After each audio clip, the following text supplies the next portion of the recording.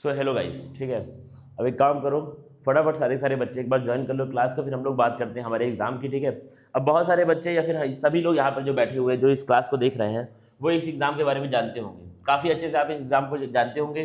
अब देखना बात क्या है, अगर मैं तुमको थोड़ा सा और इस एग्ज़ाम के बारे में बताना चाहूँ तो ये एक ऐसा एग्ज़ाम है जो आपको एक MBBS डॉक्टर के बराबर की नॉलेज दे रहा है, जो आपको एक MBBS डॉक्टर के लगभग बराबर की नॉलेज आपको दे रहा है, और आपको आपकी लाइफ में आपके कैरियर वाइज, फाइनेंशियल वाइज आपको फाइनेंशियली स्टेबल कर रहा है। आपकी लाइफ में क्या कर रहा है, आपको लाइफ में फाइनेंशियली स्टेबल कर रहा है, जिससे क्या होगा कि तुमको कम से कम कुछ नहीं तो, ठीक है, मैं मिनिमम बात कर रहा हूँ, मिनिमम आपकी 70,000 की मैं आपसे बात करूँ तो मिनिमम आपकी 70,000 की नौकरी पक्की है।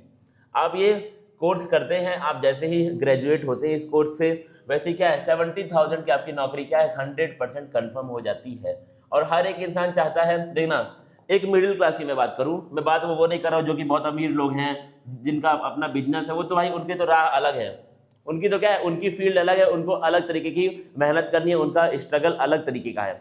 मैं बात कर रहा हूँ एक मिडिल क्लास बच्चे की, एक ऐसे बच्चे की जो कि क्या है बिल्कुल ही आपका लोअर मिडिल क्लास फैमिली से आता है, ठीक है। अगर मैं उसकी बात करूँ तो उसकी रिक्वायरमेंट दो है लाइफ की, एक तो क्या है कि एक गवर्नमेंट जॉब मिल जाए, क्या मिल जाए, एक गवर्नमेंट जॉब, देना बात को ध्यान देना मेरी, सर एक सरकारी नौकरी चाहिए, ठीक है, क्या चाहिए, एक सरकारी नौकरी चाहिए, और सर हमको फाइनेंशियली स्टेबल होना है लाइफ में, ऐसा हो कि एक ऐसी 20-25 साल की उम्र से हमें क्या मिल जाए, हमें नौकरी मिल जाए, हाँ हमारे माँ बाप की थोड़ी हेल्प कर पाएँ पैसों से, हर चीज़ से, और क्या हो, और क्या हम पैसे से हमारे माँ बाप की हेल्प कर पाएँ, और साथ में क्या है हमारे पास इतने पैसे हो जाए कि जो हमने लाइफ अभी तक जी है उससे बेहतर लाइफ हम अपने आने वाली पीढ़ी को भी दे पाएँ, और हमारे जो माँ बाप है उनको भी हम उससे अच्छी लाइफ दे पाएँ, ठीक है। सिंपल सी बात है, ये हर किसी का सपना होता है। अगर आप देख रहे हैं, अगर आपका ये सपना है, जो कि मुझे पता है कि आपका है, अगर है तो भाई अभी तुरंत वीडियो को बीच में रोको, यहीं पर तुम वीडियो को रोको और कमेंट में जाके लिखो, कमेंट में आप लिखिए कि हाँ सर सपना तो है, SAPNA, कमेंट में जाके तुरंत लिखो यार सपना, तुरंत लिखिए आप कि हाँ सर ये तो सपना है। अब इसी सपने को पूरा करने के लिए एक ऐसा एग्जाम, जो एग्जाम आपको आपके कैरियर में स्टेबल बनाने का प्रॉमिस करता है, उसका नाम क्या है तुम्हारा, यूपी वाले बच्चों की बात करें तो उसको हम लोग क्या बोलते हैं, यूपी सीनेट के नाम से आपको वो जाना जाता है। क्या लिखा तुम्हारा, यूपी BSc नर्सिंग प्रवेश परीक्षा 2026 आपका यूपी सीनेट का एग्जाम है, ठीक है।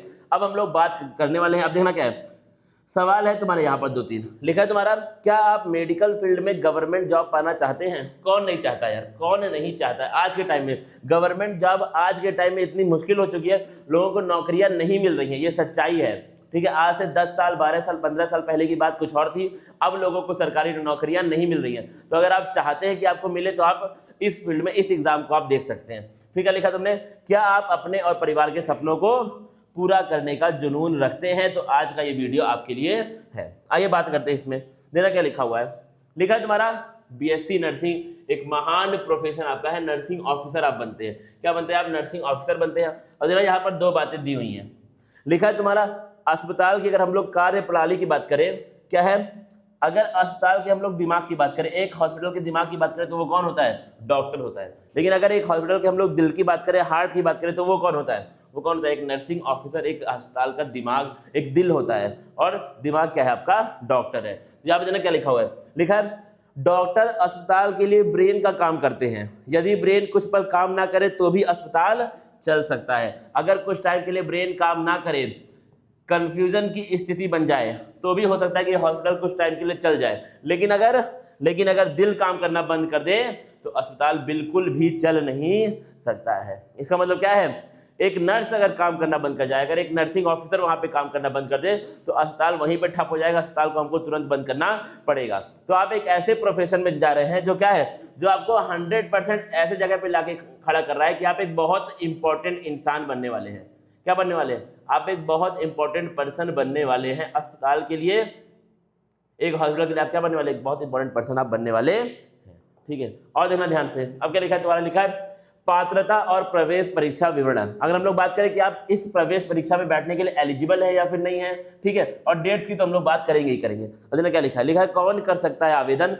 तो एक तो क्या है, आपका 12th पास होना चाहिए PCB से, फिजिक्स केमिस्ट्री बायोलॉजी से आपका 12th पास होना चाहिए। और देखिए ध्यान से, वर्ग क्या है तुम्हारा, लड़के लड़कियां दोनों ही इसमें अप्लाई कर सकते हैं। फिर क्या लिखा आपका, अगर मैं बात करूं एज की तो 17 से 45 यहाँ पर दिया हुआ है, लेकिन कोई एज लिमिट यहाँ पर मेंशन नहीं है। ठीक है, एज लिमिट आपकी कोई भी मेंशन नहीं होती है, तो आप किसी भी एज में कर सकते हैं। मैं बार बार ये बोलता हूँ लोगों को कि हो सकता है कि आपने अपनी लाइफ में डिसीजन कुछ रॉन्ग लिए हो और आप 30-32 साल में 40 साल में आप कहीं पर जाके फंस गए हैं और अब आपको अपने कैरियर में स्टेबिलिटी चाहिए, तो ये एग्जाम आपके लिए बना हुआ है। आप 35 साल में भी अपने कैरियर में स्टेबिलिटी ला सकते हैं इस एग्जाम को दे करके। और ये देखिएगा बड़े ध्यान से, और देखना क्या लिखा है तुम्हारा, वेबसाइट क्या है तुम्हारी, अटल, अब देखना यूपी सीनेट के फॉर्म का अलर्ट अगर आपको फॉर्म भरना है तो कौन है आपकी site, Atal Bihari Vajpayee medical university, ABVMU के नाम से हम लोग इसको जानते हैं। और देखना क्या लिखा है, BSc नर्सिंग के लिए यूपी में नीट की आवश्यकता बिल्कुल नहीं है। बहुत सारे कुछ ऐसे हैं स्टेट 2-3 जहां पर नीट के एग्जाम से या फिर आपके 12th के एग्जाम के बेसिस पे आपको एडमिशन मिलता है, लेकिन यूपी में ऐसा बिल्कुल भी नहीं है। यूपी में नीट एग्जाम अलग है और ये वाला एग्जाम आपका अलग होता है, इसके लिए एग्जाम। फिर क्या लिखा है तुम्हारा, अंतिम डेट की बात करें तो अभी आपके पास टाइम है, लेकिन अभी भर दो। 20 मई को आपका एग्जाम है, आपका फॉर्म की लास्ट डेट जो है वो 20 मई है। अगर मैं एग्जाम की बात करूं डेट की तो आपका जून के महीने में आपका एग्जाम होना तय है लगभग, ठीक है। जून के आखिरी मतलब आखिरी हफ्ते में या फिर उस तरीके से आपका एग्जाम हो सकता है। सब्जेक्ट की बात करूं तो 4 आते हैं सब्जेक्ट, सवाल सब में बराबर आते हैं। फिजिक्स आपका है, भौतिक विज्ञान, केमिस्ट्री आपका है, रसायन विज्ञान, बायोलॉजी आपका क्या है, जीव विज्ञान। अगला क्या है तुम्हारा नर्सिंग एप्टीट्यूड, और क्या आपका इंग्लिश अंग्रेजी भी तुम्हारा आता है। तो आपके 24 आते हैं सवाल, टोटल 120 सवाल आएंगे और एक सवाल 1 मार्क्स का होता है, तो 120 नंबर का आपका जो है पेपर वो होने वाला है। अगर मैं परीक्षा के कुछ नियम की बात करूं तो क्या है तुम्हारा, नेगेटिव मार्किंग इसमें नहीं होती है। परीक्षा का मोड क्या होता है तुम्हारा, OMR शीट पर आपकी ऑफलाइन परीक्षा होती है, जो कि काफी बच्चों के लिए आसान है। ऑनलाइन वाले में बच्चों को प्रॉब्लम ज्यादा आती है, ठीक है। जो बच्चे थोड़ा सा गांव के हैं, उतना उनके अंदर उनको एक्सपोजर लाइफ में नहीं मिला है, तो उनको थोड़ा सा दिक्कत वहां पर ऑनलाइन वाले में आती है, CBT में आती है, ठीक है। माध्यम क्या है तुम्हारा, इंग्लिश और हिंदी दोनों ही माध्यम में आपकी ये परीक्षा होती है। अब सर कैसे करें तैयारी, हम इस परीक्षा की इंपॉर्टेंस को समझ चुके हैं। सबसे बेहतरीन चीज, सबसे जो अच्छी चीज आप अपनी तैयारी के लिए चुन सकते हैं, वो हमने मिल बैठ करके हम लेके आए। वो क्या है तुम्हारा, वो तुम्हारा क्या है, क्रैश कोर्स है। क्योंकि 40 से 45 दिन बाकी हैं, ठीक है। बहुत सारे स्टेट के लिए 2 महीने भी बाकी हैं, लेकिन अगर यूपी की हम बात करें स्पेसिफिकली तो कितने दिन बाकी हैं, 40 से 45 दिन आपके एग्जाम में बाकी हैं। अब वो 40 से 45 दिन में हम लोग बेस्ट कैसे निकाले बाहर, उसके लिए ये क्या है तुम्हारा क्रैश कोर्स है। BSc नर्सिंग पैरामेडिकल फार्मेसी आपका क्रैश कोर्स है। यूपी सीनेट, अगर मैं एग्जाम का नाम बताऊं तुमको, यूपी सीनेट एग्जाम के लिए ये क्रैश कोर्स है। यूपी सीनेट एग्जाम के लिए आपका ये क्रैश कोर्स आया है। कितना सर, 700 रुपए में, 900 रुपए का क्रैश कोर्स था, प्राइस कम हो चुका है, कितना हो चुका है, 700 रुपए में आपको ये क्रैश कोर्स इस समय मार्केट में मिल रहा है। 22% ऑफ शुरू के 50 बच्चों के लिए हमने रखा है। उत्तर प्रदेश के लिए आपका ये है। क्या क्या मिलेगा सर, लाइव क्लास मिलेगी, डाउट सॉल्विंग आपका होगा, 1-to-1 डाउट सॉल्विंग, आपको टीचर्स का कॉन्टेक्ट नंबर दिया जाएगा। आपको हम क्या देंगे, हम आपको टीचर्स का कॉन्टेक्ट नंबर देंगे। आप उस कॉन्टेक्ट नंबर पे डायरेक्ट कॉल करके टीचर से डाउट पूछ सकते हैं। कुछ फिक्स टाइमिंग्स होंगी, कुछ फिक्स हम आपको टाइम देंगे कि इस टाइम पर तुम टीचर से डाउट पूछ सकते हो, और उस टाइम पे तुम कॉल करके टीचर से डाउट पूछ सकते हो, जिस भी तरीके का जो भी डाउट आपको आता है। फिर क्या लिखा है तुम्हारा, नोट्स आपको मिलेंगे, माइंड मैप मिलेंगे, डेली वर्कआउट नोट्स मैंने शॉर्ट्स बना के तुमको दिखाया है कि कैसे नोट्स है, क्योंकि इस फील्ड में BSc नर्सिंग में कोई भी नोट्स नहीं बांट रहा है इस समय, कहीं ऑनलाइन ऑफलाइन में नोट्स लोग नहीं बांट रहे हैं, लेकिन हमने शुरू किया है, हमने बड़ी मेहनत की है इसके पीछे, नोट्स के पीछे हमारी पूरी टीम ने मिल बैठ करके आपके लिए नोट्स बनाए हैं। तो अगर आप चाहें तो आप नोट्स देख सकते हैं, शॉर्ट्स पड़ा हुआ है इसी चैनल पे। अब क्या लिखा देना ध्यान से, और क्या है आपका इसके अंदर, ऑल इंडिया टेस्ट सीरीज आपको मिलने वाली है। आपके टेस्ट होंगे और हर हफ्ते इस बार आपका संडे को भी टेस्ट होने वाला है, तो मैं चाहूंगा कि तुम उसके पहले कोर्स को ज्वाइन कर लो, जिससे क्या हो, आपका संडे वाला टेस्ट जो है वो पूरा हो जाए और आपको एक आइडिया मिल जाए किस तरीके का है। नंबर यहाँ पर दिया हुआ है, नंबर पे आप कॉल कर सकते हैं। अगर आपको बैच नहीं मिल रहा है, ऐप नहीं मिल रहा है, तो आप इस नंबर पे हमें तुरंत कांटेक्ट कर सकते हैं। और देखिएगा बड़े ध्यान से, अब क्या लिखा है तुम्हारा, पेपर का स्तर और पाठ्यक्रम देखना क्या होता है। अगर बात करो तो लिखा है तुम्हारा परीक्षा की कठिनाई या फिर डिफिकल्टी लेवल, अगर हम लोग देखें तो लिखा है पेपर नीट लेवल का नहीं होता। मतलब क्या है, नीट के स्तर का पेपर नहीं होता है। अब क्या लिखा, स्तर आपका मॉडरेट है, मैं इसको बोलूंगा इजी होता है पेपर, मॉडरेट भी नहीं होता पेपर। क्या होता है तुम्हारा, इजी पेपर होता है। बिल्कुल आपके डायरेक्ट क्वेश्चंस आपके आते हैं, क्या आते हैं आपके डायरेक्ट क्वेश्चन, वहां पर आपके एग्जाम में वो लोग पूछते हैं। सिंपल सी बात है, ठीक है, सिंपल सी बातें हैं। और देना क्या क्या लिखा है, पाठ्यक्रम की बात करें तो आपका 11th और 12th का पूरा सिलेबस आपका आता है। वो भी क्या है, NCERT, वो भी क्या है तुम्हारा 11 12 की आपको बस खाली पतली वाली जो बुक होती है एनसीईआरटी की, बस खाली आपको वही पढ़नी है। फिर क्या लिखा है तुम्हारा, क्या करें, सभी 5 विषयों को बराबर महत्व दें। ऐसा क्यों? क्योंकि हर एक विषय से 24 सवाल आ रहे हैं, ना किसी से कम ना किसी से ज्यादा, इसलिए क्या है, हर सब्जेक्ट को आपको बराबर महत्व देना पड़ेगा। फिर लिखा है तुम्हारा, इंग्लिश ग्रामर और नर्सिंग एप्टीट्यूड को रोज समय दें, केवल पीसीबी से काम नहीं चलेगा। और ये जाहिर सी बात है, जितना समय, देखो नर्सिंग एप्टीट्यूड, बायोलॉजी ऐसे हैं सब्जेक्ट जो कि आपको बहुत मतलब मेजरली तुमको याद करने हैं। क्या करने हैं तुमको, ज्यादातर आपको उनको याद करना है। तो फिजिक्स, केमिस्ट्री, इन सबसे तुम कम टाइम दो, लेकिन उनको भी टाइम दो, उनको भी तुम टाइम, फिजिक्स को तुम ज्यादा टाइम दो, ठीक है, लेकिन इनको भी टाइम दो, कम दो लेकिन डेली इनको भी आपको टाइम देना पड़ेगा। और देखिए बड़े ध्यान से, क्या ना करें, फिजिक्स और केमिस्ट्री में बहुत बड़े बड़े न्यूमेरिकल्स, डेरिवेशन, ये सब तो बिल्कुल भी नहीं करना है। ये करके बच्चे हर साल बर्बाद होते हैं भाई, ये करके बच्चे हर साल बर्बाद। इसलिए मैं बोलता हूं तुम पहले 5 साल का पेपर देख लो, जैसे तुम्हारा सिलेबस पूरा हो, जैसे तुम्हारा मान के चलो तुम्हारा 70% सिलेबस पूरा हो गया है, उसके बाद आप 5 साल का सिलेबस देखिए, मतलब आप 5 साल का पेपर देखिए, आप जान जाएंगे कि टफ सवाल एग्जाम में नहीं आते। आपका एग्जाम नीट और जेईई मेन का एग्जाम नहीं है, आप यूपी सीनेट के एग्जाम में बैठ रहे हैं, आपके एग्जाम में टफ सवाल, डेरिवेशन नहीं आते हैं, तो आपको वो पढ़ना भी नहीं है। आपको बिल्कुल बेसिक चीजें पढ़नी है, put the value get the answer वाले न्यूमेरिकल्स आपके एग्जाम में आते हैं। इस बात के ऊपर आपको ध्यान देना है, आपको फंसना नहीं है। और देखिए ध्यान से, फिर क्या लिखा तुम्हारा, सफलता का ब्लूप्रिंट क्या है आपका, 3 मुख्य सवाल है, क्या पढ़ें, कितना पढ़ें और कैसे पढ़ें। क्या पढ़े, कितना पढ़े और कैसे पढ़े, थोड़ा सा यहाँ पे बातें हम लोग करते हैं। केवल सिलेबस के अनुसार 5 विषय आपको पढ़ने हैं, फालतू का ज्ञान हमें नहीं चाहिए। फिर क्या लिखा आपका, विषय के वेटेज और आकार के अनुसार समय बांटे। विषय कितना टफ है, मतलब आकार का मतलब क्या कि विषय, जैसे फिजिक्स क्या है तुम्हारा टफ है ज्यादा, तो उसको ज्यादा टाइम दो, बायो उतना टफ नहीं होता है तो बायो को कम टाइम दो, ठीक है, उस तरीके की बातें कर रहा है। तो विषय कितना टफ है, कितना आपके लिए वो टफ है, उसके हिसाब से आप उसको टाइम दीजिए, लेकिन डेली आपको हर एक विषय को, हर एक सब्जेक्ट को आपको टाइम देना पड़ेगा। इस बात पर आपको ध्यान देना है मेन, ठीक है। और देखना बड़े ध्यान से क्या है, फिर क्या तुम्हारा ये लिखा हुआ है, लिखा है आपका कैसे पढ़े, थोड़ा सा मैं माइक चेक कर लूँ, हाँ सही है, कैसे पढ़े, एक फिक्स टाइम टेबल बनाकर और संकल्प लेकर कि मुझे माता पिता की मेहनत को कामयाब करना है, और ये मेरे पास 45 दिन का मौका दिया है ऊपर वाले ने, ईश्वर ने, भगवान ने, अल्लाह ने, मुझे 45 दिन का मौका इन्होंने दिया है, तो मुझे अब भाई जो मेरे माँ बाप ने मेरे लिए किया है, मुझे उस चीज को उनको वापस देना है। हालांकि माँ बाप ने जो किया है उस चीज को वापस हम लोग किसी भी कीमत में दे नहीं सकते हैं, लेकिन हम ट्राई कर सकते हैं कि भाई उन लोगों ने इतना किया हमारे लिए, तो हम भी कुछ उनके लिए करके जाएं, ठीक है। हम उनके लिए कर क्या सकते हैं, हम उनके लिए पैसे से कुछ नहीं कर सकते हैं, हम अपना कामयाब होकर के उनको प्राउड करके उनके लिए कर सकते हैं सब कुछ। पैसे से हम उनके लिए कुछ भी कर नहीं सकते हैं, सिंपल सी बात है, ये बेसिक बात है, ठीक है। और देखना ध्यान से क्या है, और देखिएगा ध्यान से, लिखा आपका 24 घंटे का परफेक्ट टाइम टेबल क्या होगा। अब टाइम टेबल आपका होता है, ठीक है, टाइम टेबल आप बनाएंगे, ठीक है। किसी के लिए फिजिक्स टफ है, किसी के लिए ऑर्गेनिक केमिस्ट्री टफ है, किसी के लिए फिजिकल केमिस्ट्री टफ है, तो वो तुमको अपने हिसाब से बनाना पड़ेगा। लेकिन 2 बातें मैं तुमको यहाँ पे बता दूं, लिखा आपका ऑनलाइन बैच क्रैश कोर्स से, ठीक है, क्रैश कोर्स से तुम क्लास देख सकते हो। क्लास देखने का टाइम तुम फिक्स कर लो, क्लास का टाइम ही कुछ भी हो, अगर लाइव क्लास भी हो रही है तो आप उसको रिकॉर्डेड में बाद में देखिए, जो तुम्हारा टाइम फिक्स है आपको उसी टाइम पे क्लास देखनी है। फिर क्या तुम्हारा रिवीजन का, आपको सेल्फ स्टडी का आपके पास टाइम होना चाहिए। तो 2 बातें याद रख के अपना टाइम टेबल आप खुद बनाइए। यहाँ पे मैं तुमको कुछ ऐसे टाइम टेबल दे दूं, 7 से 8 ये पढ़ना है, 9 से 11 ये पढ़ना है, 12 से 1 ये पढ़ना है, कोई सेंस नहीं, आप फॉलो नहीं कर पाएंगे। आप अपने कंफर्ट के हिसाब से बनाइए टाइम टेबल, ठीक है। क्या लिखा देखना ध्यान से, लिखा है तुम्हारा सोने, खाने और खेलने का समय भी टाइम टेबल में लिखें। अगर आप इस रूटीन को 90% भी फॉलो कर लेंगे, मैं तो बोलता हूं अगर तुम्हारा जो टाइम टेबल बन जाए, अगर तुमने उसको 80% भी फॉलो कर लिया तो भी आपका सिलेक्शन हो जाएगा, तो भी आपका सिलेबस पूरा हो जाएगा। और देखिए ध्यान से, डेली स्टडी का रूटीन क्या तुम्हारा होना चाहिए। कदम पहला क्या है, क्लास तो देखनी ही देखनी है, ठीक है। क्लास को बीच में से 1 घंटे देख के नहीं छोड़ना है, तुमको पूरा का पूरा क्लास देखनी है। फिर क्या लिखा तुम्हारा, शॉर्ट नोट्स बनाए, और शॉर्ट नोट्स हम देंगे भी, शॉर्ट नोट्स आपको ऐप पर मिल जाएगा, बैच परचेज करते ही शॉर्ट नोट्स आपको ऐप पर दिख जाएगा। फिर क्या लिखा है तुम्हारा, कदम 3 शाम का रिवीजन, सुबह जो पढ़ा है शाम को उसी चैप्टर के नोट्स का पक्का रिवीजन करना आपको पड़ेगा।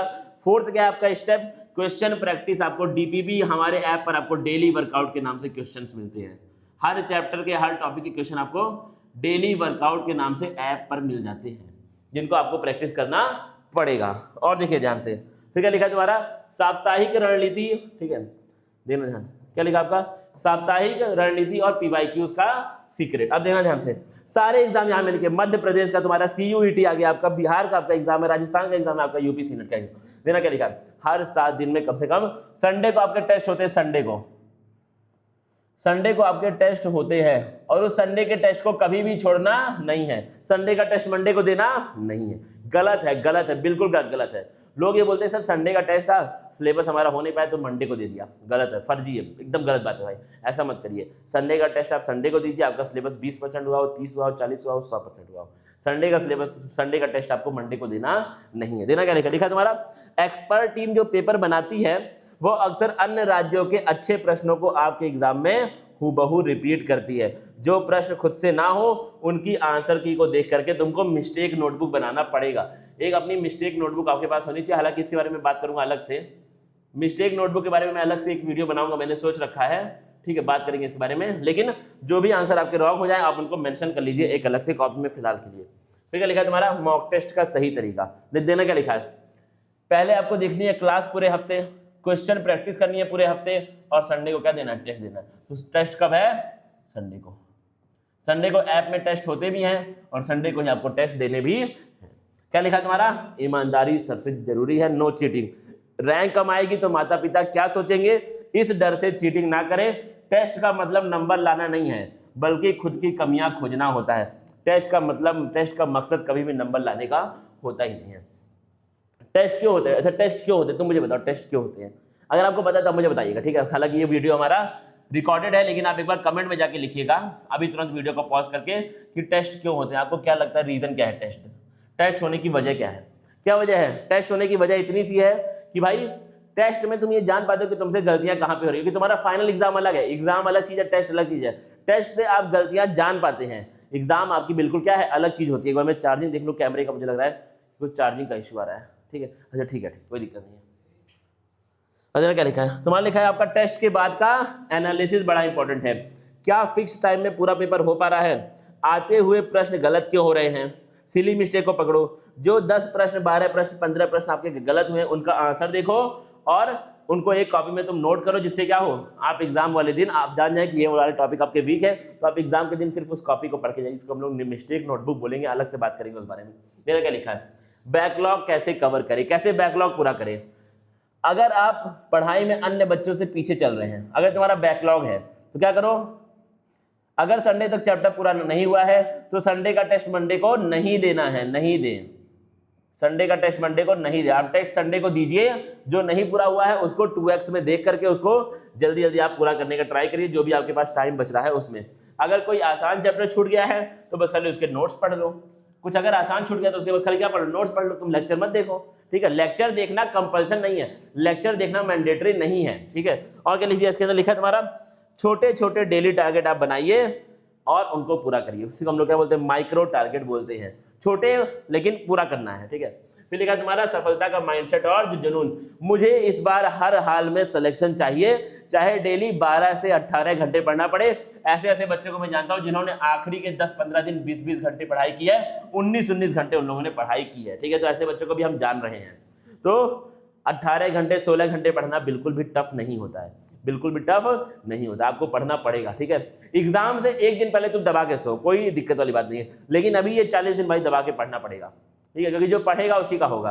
40 दिन पढ़ करके एवरेज बच्चों का हुआ है, ठीक है, ये मैं तुमको पूरी जिम्मेदारी के साथ बोल रहा हूँ, 40 दिन पढ़ करके एवरेज बच्चे का हुआ है सिलेक्शन, तो आपका भी हो सकता है, सिंपल सी बातें हैं।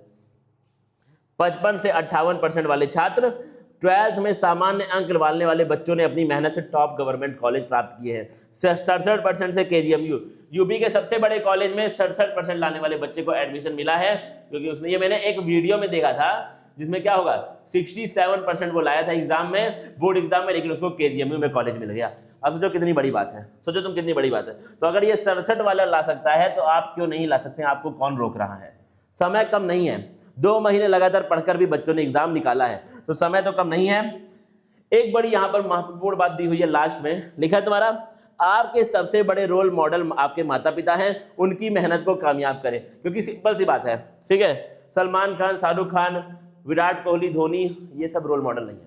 ये सब भी अपनी लाइफ में अच्छा करें, इन लोगों ने मेहनत की है, बहुत मेहनत की है, लेकिन एक आदमी आपके सामने खड़ा है, एक औरत आपके साथ घर में रह रही है, एक आपके बड़े भैया आपके साथ रह रहे हैं, ये लोग लाइफ में बहुत मेहनत कर रहे हैं, जो कि तुम्हारे सामने तुमको दिख रहा है जो कि मेहनत कर रहे हैं, ठीक है। तो आपके रोल मॉडल तो आपके सामने खड़े हैं। क्या है? आपके रोल मॉडल आपके सामने खड़े हैं, आपके माता पिता, आपके पिता को आप देखिए, कितना मेहनत करके वो आदमी यहाँ पर आया है, कितना वो मेहनत आपके लिए लगातार कर रहा है, बिना रुके वो कितना मेहनत कर रहा है, ठीक है। कई बार हमारे मन में थॉट आता है, यार मेरे खुद के आता है मन में थॉट, यार मुझे हो जाता है फीवर, मुझे हो जाता है हेडेक, सर दर्द होता है, मुझे फीवर हो जाता है, मैं सो जाता हूँ, ठीक है, मैं सो जाता हूँ, लेकिन मेरे पापा के साथ ऐसा क्यों नहीं होता है? उनको तो नहीं ऐसे ऐसे मैंने देखा कि आज पेट दर्द कर रहा है तो आज सो गए, आज सर दर्द हो रहा है तो आज सो गए, उनको कभी मैंने ऐसे नहीं देखा है। ऐसा क्यों? क्योंकि वो इंसान मेहनत कर रहा है अपने लाइफ में। उस इंसान के पास सेकंड ऑप्शन नहीं है, वो सेकंड ऑप्शन की तरफ देख ही नहीं रहा है, सोने का ऑप्शन उनके पास नहीं है। ऐसे ही 40 दिन आपके पास सोने का ऑप्शन नहीं होना चाहिए। अगर आपके पास सोने का ऑप्शन आ रहा है, मतलब आप अपने गोल के लिए सीरियस नहीं है। मिलेंगे फिर भाई आगे के अपने क्लासेस में, तब तक के लिए थैंक यू गाइस, ठीक है।